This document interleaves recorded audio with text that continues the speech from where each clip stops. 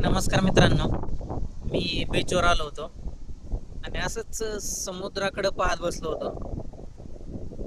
लहान मुलं कसे प्रश्न विचारतात, असं एक प्रश्न डोक्यात पडला की समुद्रात पाणी का असतं आणि एवढंच का असतं.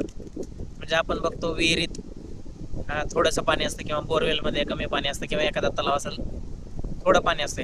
पण समुद्र आहे, या पृथ्वी तलावरती जवळपास 70 ते 71% काहीतरी पाणी आहे. तर मग एवढं पाणी का असतं. मी सहज ChatGPT ला प्रश्न विचारला तर ते म्हणत आहे की पाऊस पडतो, नंतर ते जमिनीवर पडतो आणि नद्यातून वाहून ते समुद्राला जातं आणि समुद्रातून परत उन्हाळ्यात त्याच्या वाफा बनून ढग बनतात, ढगाचा पाऊस पडतो. म्हणजे हे सायकल आहे. तर म्हणलं ते ते विचारत नाही मी प्रश्न. मी असं विचारतोय की पाणीच का असतं. तर तो म्हणतो तू असं विचारतोय लहान मुलांसारखं. तर म्हणलं हा प्रश्न तसाच आहे.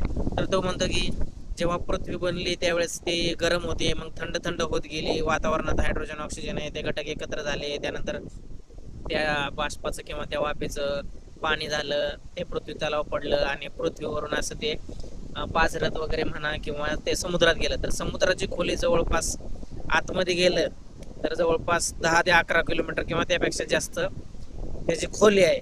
तर मग समुद्र हा असा एक साठा आहे की तो खूप मोठा साठा आहे पाण्याचा.